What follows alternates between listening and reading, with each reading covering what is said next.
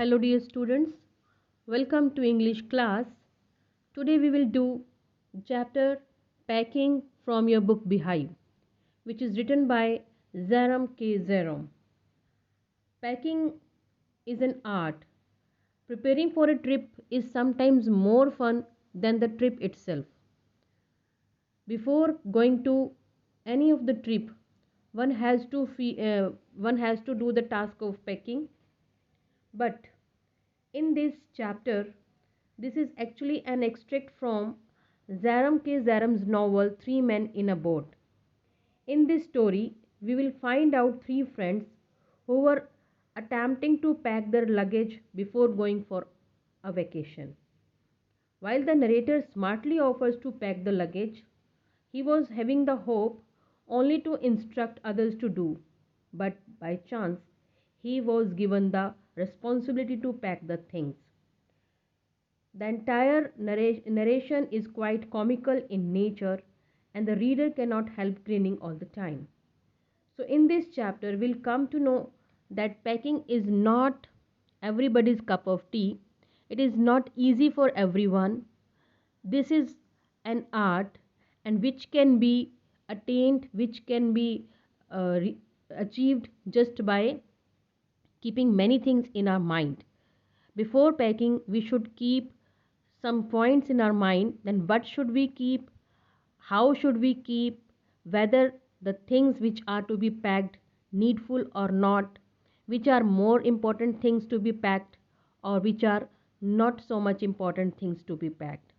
So, there are many things which are required to keep in the mind before packing. This also is clearly shown in this chapter. Let us read and enjoy the chapter along with learn what is actually packing, and during the packing what should be kept in mind. In the chapter, the writer says, I said I'd pack. I rather pride myself on my packing.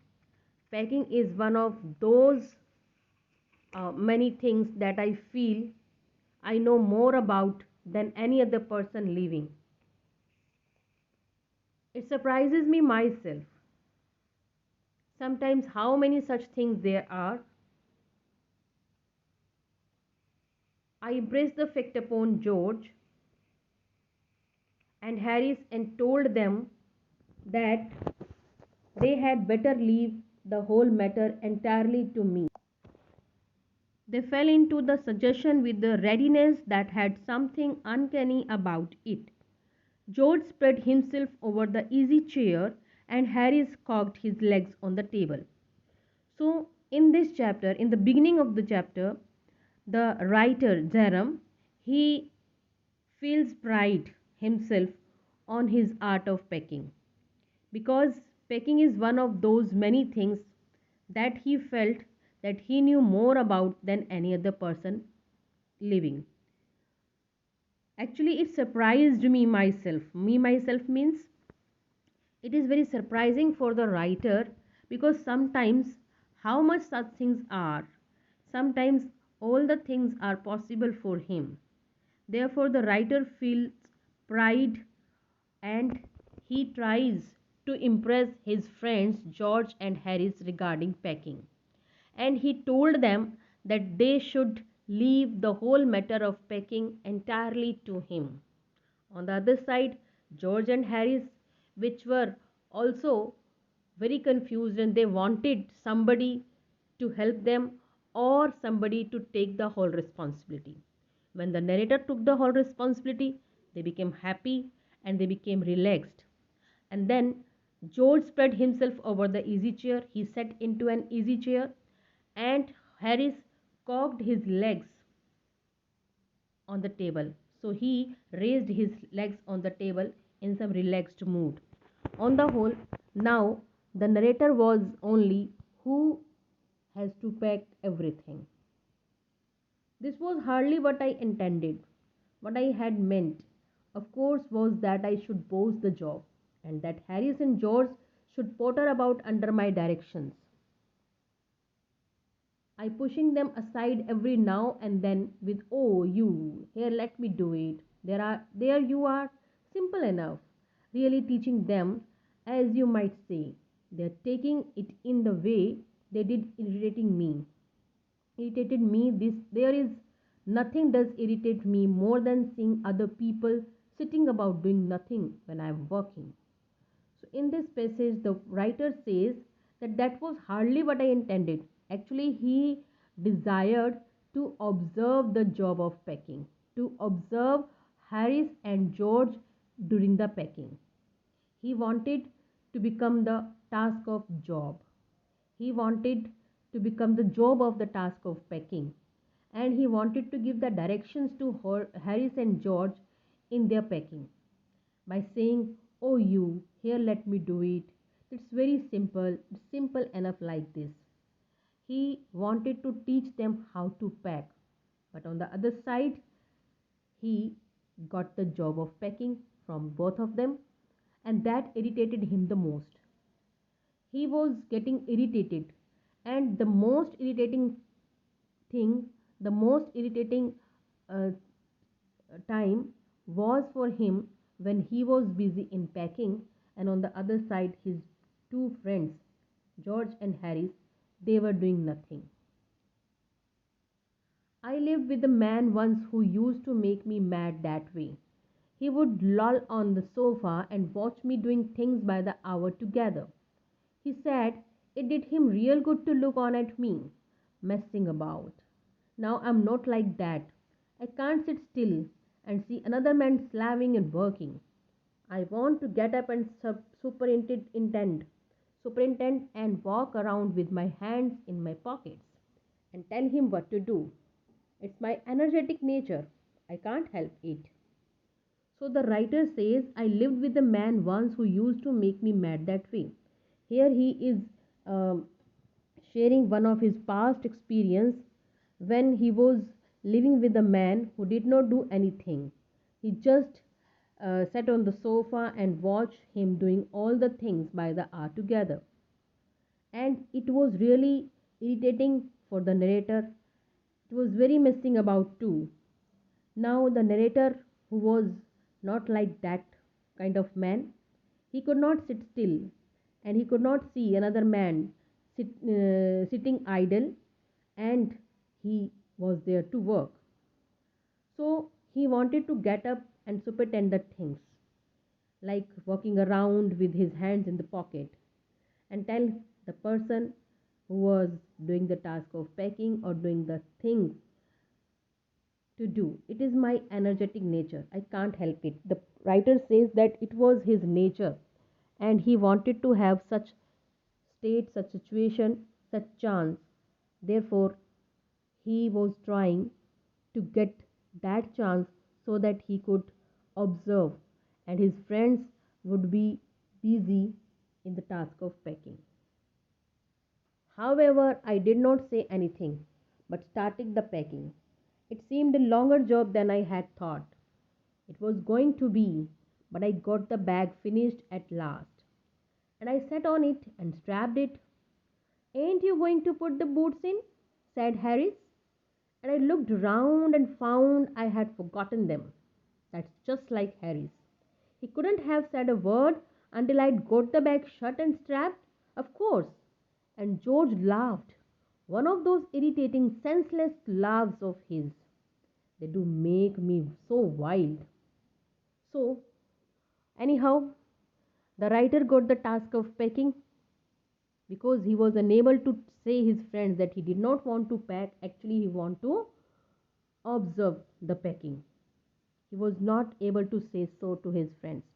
Therefore, unwillingly, he started the job of packing.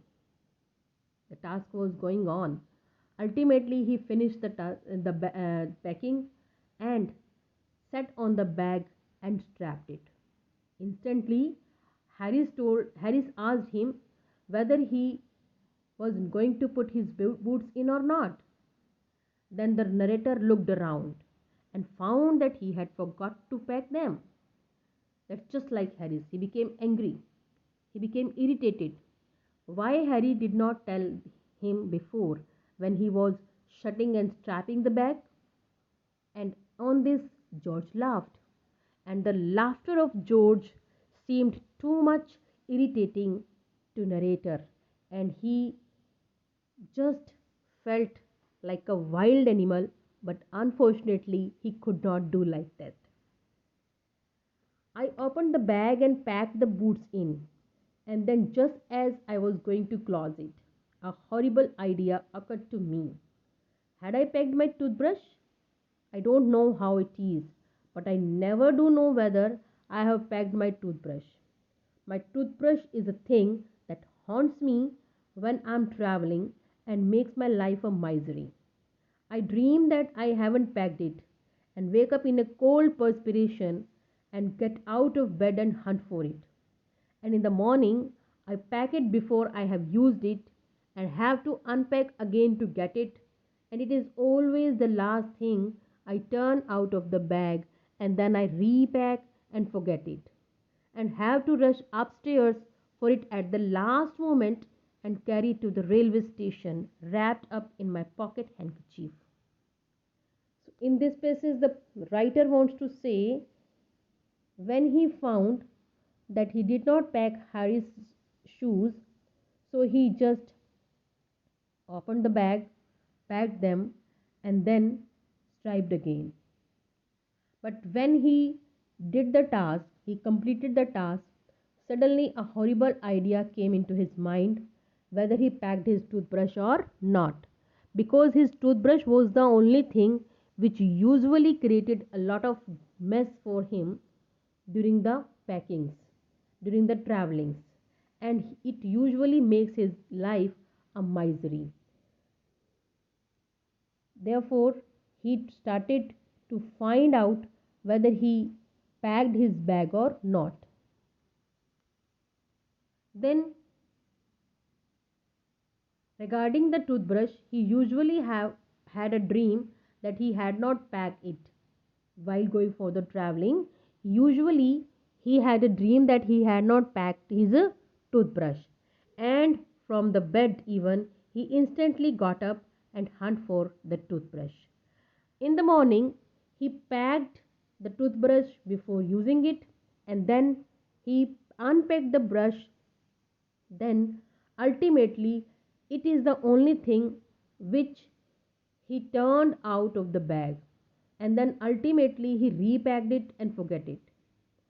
So at last, he has to carry the toothbrush by wrapping in the pocket handkerchief so that he would not be able to face a kind of discomfort during the journey, during the traveling.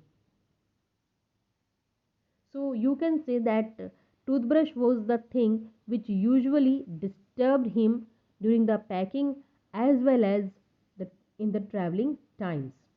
Of course, I had to turn every mortal thing out now, and of course, I could not find it.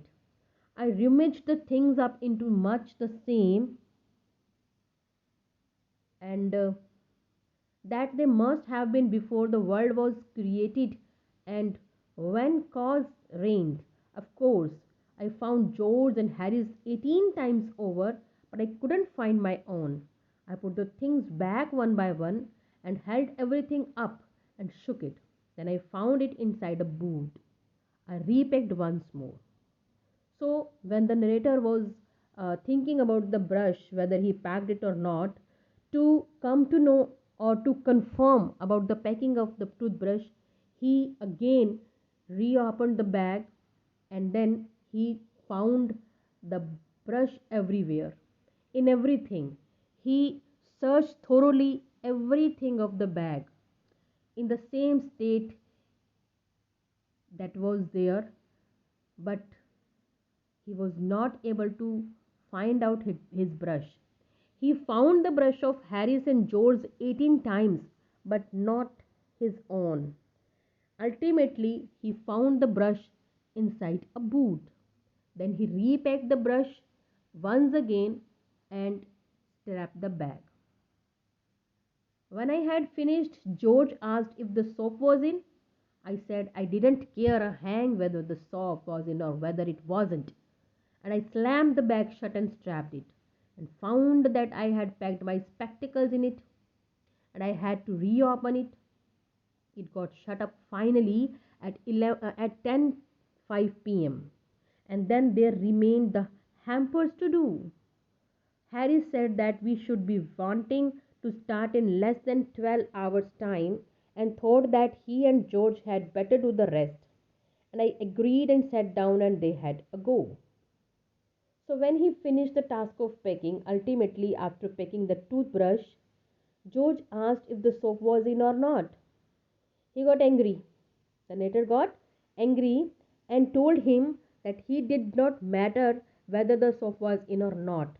And he slammed the bag shut and strapped it ultimately, and found instantly that he packed his spectacles in the bag, which he needed the most. Now there was not any other option except reopening the bag. Then he reopened it and ultimately shut up the bag finally at night 10 p.m. 10 5 p.m. And then there remained the hampers to do. Still there were hampers, means the basket of eatables. Still there were hampers to be packed. At this, George said that we should be wanting to start in less than 12 hours time, means they had to go for the traveling for their trip in less than 12 hours time. Therefore, George and Harris thought that they should do the rest task, means they should pack the hampers. And the narrator got agreed and sat down, and then both the other persons, George and Harris, started to pack the hampers. They began in a light-hearted spirit, evidently intending to show me how to do it. I made no comment. I only waited. With the exception of George, Harris is the worst packer in this world. And I looked at the piles of plates and cups and kettles and bottles and jars and pies and stoves and cakes and tomatoes, etc., and felt that the thing would soon become exciting. So the narrator knew the reality of his friends, and but on the other side, both of the friends began the task of packing the hampers light-heartedly spirit. Evidently intended to show, means they wanted to show the narrator that it was such an easy task, and he was becoming irritated, which was just not of any use. Harris is the worst packer. Exception of George, Harris is the worst packer in the world. And the narrator looked at all the things which were to be packed in the hampers, like plates, cups, kettles, bottles, jars, pies, stoves, cakes, tomatoes, etc. They were the things kept there to be packed into the hampers. And narrator knew that within some time all the things would soon become exciting. And it did so. They started with breaking a cup. That was the first thing they did. So during the packing of hampers, initially they broke a cup. That was just first thing to be done, but there was many more to be awaited. They did that just to show you what they could do and to get you interested. Then Harris packed the strawberry jam on top of a tomato and squashed it, and they had to pick out the tomato with a teaspoon. So on the other side, Harry, who was packing one hamper of eatables, in that hamper he packed the tomatoes first, and on the tomato he packed the jar of strawberry jam. And because of this, the tomatoes got squashed, and ultimately they had to pick out the tomatoes in some spoon. So, dear students, this was the packing, some part of the chapter packing. In this part, we have come to know that the narrator Zaram packed the bag.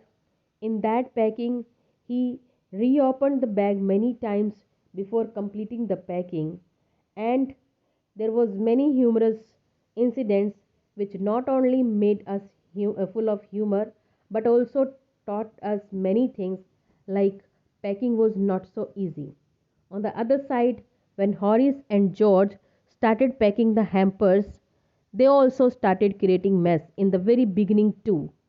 What happened next we'll come to know in the rest part of the chapter in the next class. I hope you have understood the chapter.